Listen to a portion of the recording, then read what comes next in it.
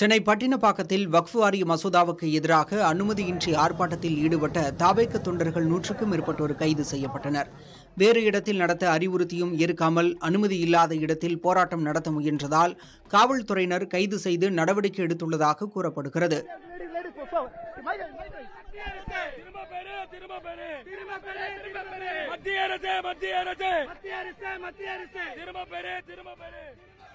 செங்கல்பட்டு மாவட்டம் பழைய பேருந்து நிலையம் அருகே நடைபெற்ற போராட்டத்தில் தாவேக தொண்டர்கள் ஏராளமானோர் கலந்து கொண்டு வக்ஃப் வாரிய மசோதாவை திரும்பப் பெற வலியுறுத்தி முழக்கங்களை எழுப்பினர்.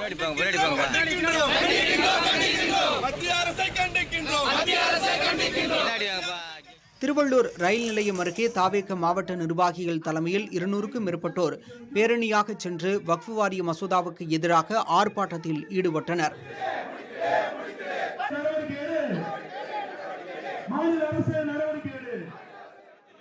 கன்னியாகுமரி மாவட்டம் நாகர்கோவில் பகுதியில் நடைபெற்ற போராட்டத்தில் கட்சி நிர்வாகிகள், தொண்டர்கள் என 500க்கும் மேற்பட்டோர் பங்கேற்று மத்திய அரசுக்கு எதிராக கோஷம் எழுப்பினர்.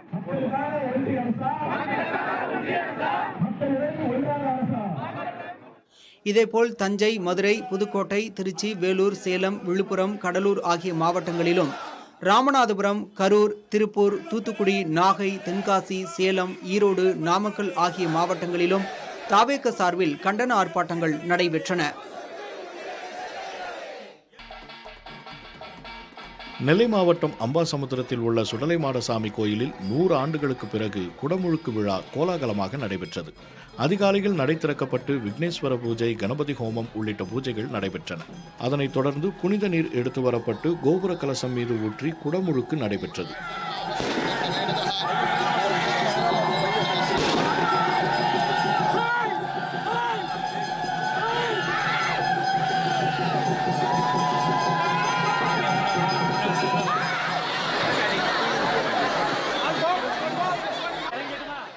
மயிலாடுதுறையில் உள்ள உப்பு சந்தை சீதளா மகாமாரியம்மன் கோயிலில் குடமுழுக்கு விழா வெகு விமரிசையாக நடைபெற்றது. இதில் திரளான பக்தர்கள் கலந்து கொண்டு சாமி தரிசனம் செய்தனர்.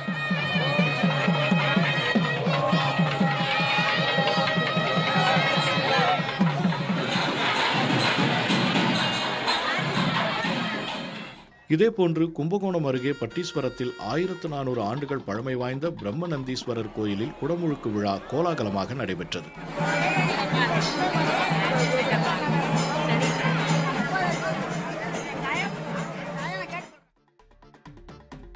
காஞ்சிபுரம் மாவட்டம் மொளச்சூர் அரசு தொடக்கப்பள்ளிக்கு ஊர் மக்கள் சேர்ந்து 50,000 ரூபாய் மதிப்பிலான பொருட்களை கல்விச்சீராக வழங்கினர். பொதுமக்களும் மாணவர்களின் பெற்றோரும் இணைந்து பள்ளிக்கு தேவையான பீரோ, நாற்காலிகள், குடிநீர் கேன்கள், மின்விசிறி உள்ளிட்ட 40 வகையான பொருட்களை வழங்கியுள்ளனர். மேளதாளங்கள் முழங்க ஊர்வலமாக வந்து கல்விச்சீர் வழங்கியுள்ளனர்.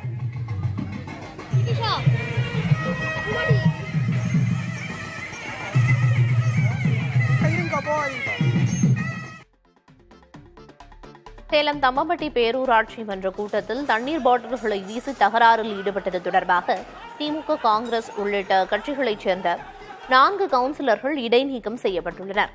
கூட்டத்தில் தகாத வார்த்தைகளில் பேசியதாகவும், பேரூராட்சி மன்ற தலைவரை ஒருமையில் பேசியதாகவும் குற்றச்சாட்டு எழுந்தது.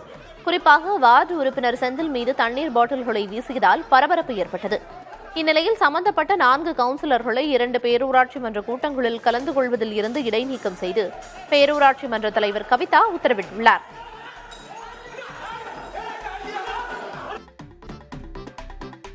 திண்டுக்கல் மாவட்டத்தில் ரயிலில் கடத்தி வரப்பட்ட 20 கிலோ குட்கா பொருட்கள் பறிமுதல் செய்யப்பட்டுள்ளன. மைசூரிலிருந்து தூத்துக்குடி வரை செல்லும் ரயிலில் காவல்துறையினர் சோதனை செய்துள்ளனர். அப்போது ரயில் பெட்டியில் கேட்பாரற்று கிடந்த பையில் குட்கா பொருட்கள் இருப்பது தெரியவந்தது. அதனை யார் கடத்தி வந்தார்கள் என விசாரணை நடைபெற்று வருகிறது.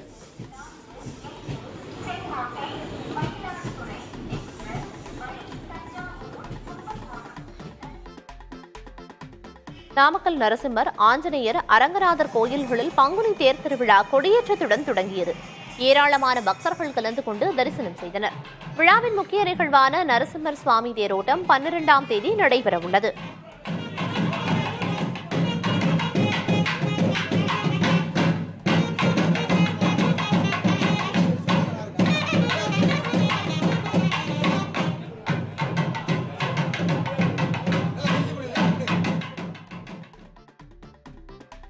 10 கோடி ரூபாய் மதிப்பீட்டில் பால் மற்றும் பால் சார்ந்த உற்பத்தி பொருட்களின் விற்பனையை அதிகரிக்க 500 ஆவின் பாலகங்கள் புதிதாக தொடங்கப்படும் என சட்டசபையில் அறிவிக்கப்பட்டுள்ளது.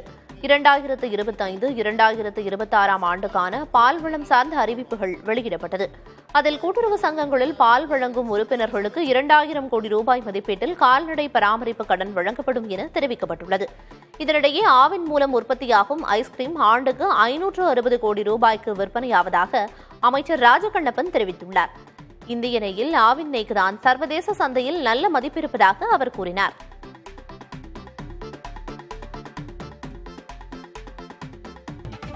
தங்கம் வாங்க போறீங்களா? உங்களுக்கான மகிழ்ச்சியான செய்தி தான் இப்ப சொல்ல போறோம். சென்னையில் ஆபரண தங்கம் விலை சவரனுக்கு 1280 ரூபாய் குறைஞ்சிருக்கு.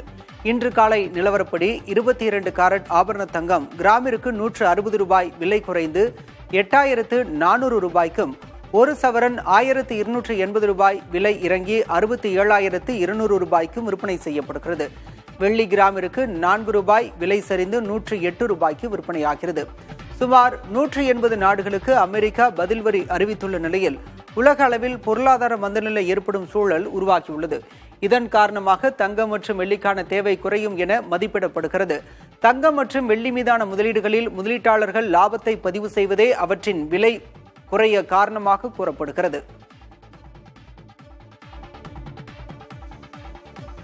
இந்திய பங்குச்சந்தைகள் கடும் வீழ்ச்சியுடன் வர்த்தகமாகின்றன. முற்பகல் 11 மணி வாக்கில் மும்பை பங்குச்சந்தையின் சென்செக்ஸ் 693 புள்ளிகள் சரிந்து 75,601 புள்ளிகளிலும், தேசிய பங்குச்சந்தை நிப்டி 266 புள்ளிகள் வீழ்ச்சியடைந்து 22,984 புள்ளிகளிலும் வர்த்தகமாகியது. அமெரிக்க அதிபர் டிரம்பின் பதில் வரி அறிவிப்புகள் சர்வதேச அளவில் வர்த்தக போரை உருவாக்கும் சூழலை ஏற்படுத்தியுள்ளது. இதன் காரணமாக விலைவாசி உயரும் என்றும், சர்வதேச பொருளாதாரம் மந்த நிலைக்கு செல்ல வாய்ப்பு உள்ளதாகவும் பொருளாதார நிபுணர்கள் கருத்துக்களை பதிவிட்டுள்ளனர். இதன் காரணமாக அமெரிக்க பங்குச்சந்தைகள் 5 ஆண்டுகளில் இல்லாத அளவிற்கு கடும் சரிவை சந்தித்தன. அதன் தொடர்ச்சியாக ஆசிய பங்குச்சந்தைகள் இரக்கத்துடன் வர்த்தகமாகிய நிலையில் இதன் தாக்கம் இந்திய பங்குச்சந்தைகளிலும் எதிரொலித்துள்ளன. பழம்பெரும் பாலிவுட் நடிகர் மனோஜ்குமார் உடல்நலக்குறைவால் காலமானார். 87 வயதான அவர் வயது முதிர்வால் ஏற்பட்ட உடல்நலப் பிரச்சனையால் மும்பையில் உள்ள மருத்துவமனையில் அனுமதிக்கப்பட்டிருந்த நிலையில் அதிகாலை 3:30 மணியளவில் சிகிச்சை பலனின்றி காலமானார். தேசப்பற்று திரைப்படங்களில் நடித்ததால் பாரத்குமார் என அனைவராலும் அன்புடன் அழைக்கப்படும் மனோஜ்குமார் நடிகராக மட்டுமல்லாமல் இயக்குனர், வசனகர்த்தா, பாடலாசிரியர் என பன்முகத்தன்மை கொண்டவராக விளங்கியவர். திரைத்துறையில் ஆற்றிய பங்களிப்பிற்காக தாதா சாஹிப் பால்கே விருது, பத்மஸ்ரீ உள்ளிட்ட உயரிய விருதுகளை இவருக்கு வழங்கி மத்திய அரசு கௌரவித்துள்ளது குறிப்பிடத்தக்கது.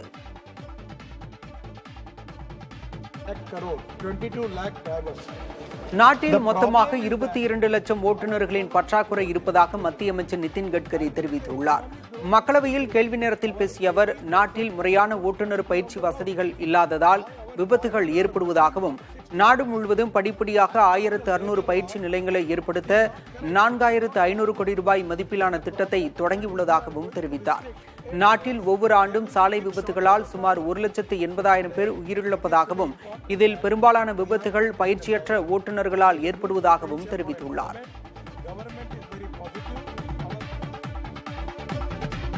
பிரதமர் நரேந்திர மோடிக்கு தாய்லாந்து பிரதமர் அளித்த பரிசு அனைவரின் கவனத்தையும் ஈர்த்துள்ளது. தாய்லாந்து தலைநகர் பாங்காக்கில் நடைபெற்ற சந்திப்பின் போது பிரதமர் மோடிக்கு புத்தரின் புனித திரிபிடகம் நூலை தாய்லாந்து பிரதமர் விடங்டான் ஷினவத்ரே பரிசாக அளித்தார். பல நாடுகளிலிருந்தும் புத்தர் தொடர்பான போதனை தகவல்களை திரட்டி இந்த நூல் தயாரிக்கப்பட்டுள்ள நிலையில், புத்தர் தொடர்பான கல்வெட்டுகளின் தகவல்களும் இந்தியாவிலிருந்து அனுப்பி வைக்கப்பட்டு அந்த தகவல்களும் இந்த நூலில் இடம்பெற்றுள்ளன.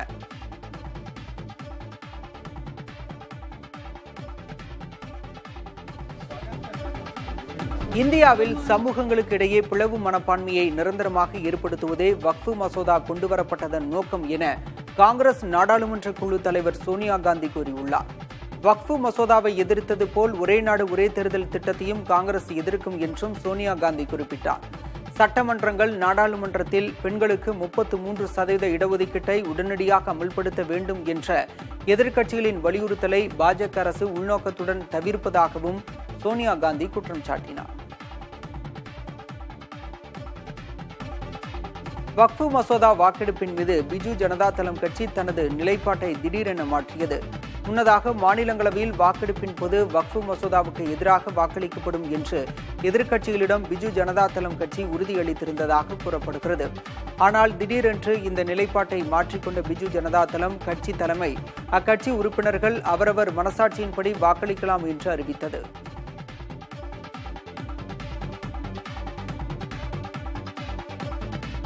திருப்பதி ஏழுமலையானை தனியார் ரியல் எஸ்டேட் நிறுவனத்தின் விளம்பர தூதராக சந்திரபாபு நாயுடு அரசு மாற்றிவிட்டதாக ஆந்திர எதிர்க்கட்சியான ஒய்எஸ்ஆர் கட்சியின் மூத்த தலைவர் கருணாகர ரெட்டி குற்றம் சாட்டியுள்ளார். G2 ரியல் எஸ்டேட் நிறுவனம் அமைக்கும் குடியிருப்பு திட்டத்தில் திருமலை திருப்பதி தேவஸ்தானம் சார்பில் கோயில் அமைக்கப்பட உள்ளதாகவும் இதற்கு சந்திரபாபு நாயுடு அரசு ஆதரவளிப்பதாகவும் கருணாகர ரெட்டி குற்றம் சாட்டினார். திருமலையை வணிகமயமாக்கும் திட்டம் மூலம் அதன் புனிதத்தன்மை பாதிக்கப்படும் என்றும் தனியார் நிறுவனத்திற்கு தேவஸ்தானம் உதவுவது வியப்பை ஏற்படுத்துவதாகவும் அவர் கூறியுள்ளார். திருமலையில் இறைச்சி மது விற்பனைக்கு அனுமதிக்கப்படுவதாகவும் அவர் குற்றம் சாட்டியுள்ளார். விஐபிக்களுக்கே தரிசனத்தில் முன்னுரிமை அளிக்கப்படுவதாகவும் சாமானிய பக்தர்கள் புறக்கணிக்கப்படுவதாகவும் கருணாகர ரெட்டி தெரிவித்துள்ளார். பெங்களூருவில் பீகாரைச் சேர்ந்த இளம் பெண்ணை கூட்டு பாலியல் வன்கொடுமை செய்த விவகாரத்தில் இருவரை காவல்துறையினர் கைது செய்தனர். கேரளாவிலிருந்து ரயில் மூலம் பெங்களூரு வந்த அந்த இளம்பெண் தனது சகோதரனுடன் இருசக்கர வாகனத்தில் சென்றுள்ளார். அப்போது அவர்களை வழிமறித்த அடையாளம் தெரியாத இருவர் அந்த பெண்ணின் சகோதரரை தாக்கிவிட்டு அவரை கூட்டு பாலியல் வன்கொடுமை செய்துள்ளனர். பெண்ணின் அலறல் சத்தம் கேட்டு அங்கு வந்த பொதுமக்கள் இருவரில் ஒருவரை மடக்கி பிடித்தனர். புகாரின் பேரில் இச்சம்பவம் தொடர்பாக ஆசிப் சையத் ஆகியோரை கைது செய்த காவல்துறையினர் விசாரணை மேற்கொண்டு வருகின்றனர்.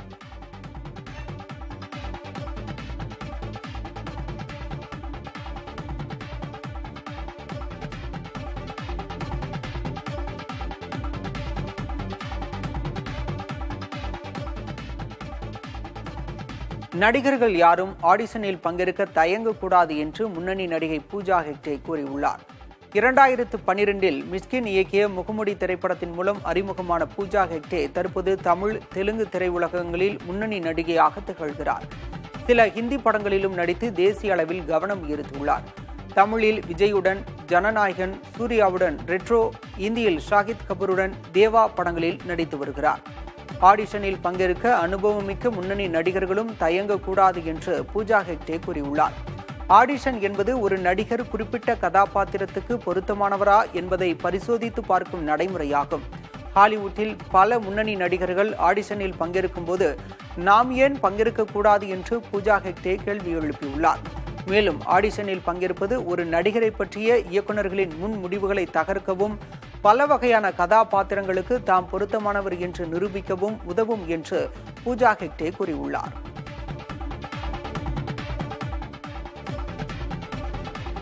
அமெரிக்காவின் ஹவாய் மாகாணத்தில் உள்ள கில்வியா எரிமலை வெடித்துச் சிதறியது. பகல் வேளையில் சுமார் 200 மீட்டர் உயரத்திற்கு எரிமலை குழம்பு வெடித்துச் சிதறியதின் பருந்து பார்வை காட்சிகள் தற்போது வெளியாகியுள்ளன. கரும்புகையுடன் எரிமலை குழம்பு வெளியேறி வரும் நிலையில் அருகில் உள்ள நெடுஞ்சாலையில் சாம்பல் படர்ந்து வருவதால் அந்த வழியை தவிர்க்க பொதுமக்களுக்கு அறிவுறுத்தப்பட்டுள்ளது.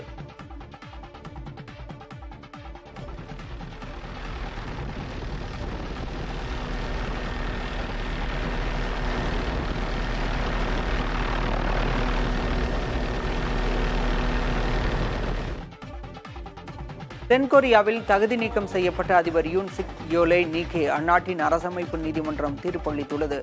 அதிபர் யோல் நீக்கப்பட்டுள்ளதால் 60 நாட்களுக்குள் அடுத்த அதிபரை தேர்வு செய்வதற்கான தேர்தலை நடத்த வேண்டியது கட்டாயமாகியுள்ளது. அதுவரை பிரதமர் ஹான் டக் சூ தற்காலிக அதிபராக இருந்து தனது பணிகளை மேற்கொள்வார் என தெரிவிக்கப்பட்டுள்ளது. தென்கொரியாவில் ராணுவ ஆட்சி அமல்படுத்தப்படுவதாக அந்நாட்டின் அதிபராக இருந்த யூன் சிக் யோல் கடந்த ஆண்டு டிசம்பர் 3ஆம் தேதி அறிவித்தார். அவரது முடிவுக்கு கடும் எதிர்ப்புகள் எழுந்ததை தொடர்ந்து ராணுவ ஆட்சி திரும்பப் பெறப்பட்டது. தொடர்ந்து யூன் சிக் யோலை தகுதி நீக்கம் செய்வதற்கான தீர்மானம் அந்நாட்டு நாடாளுமன்றத்தில் நிறைவேற்றப்பட்டது.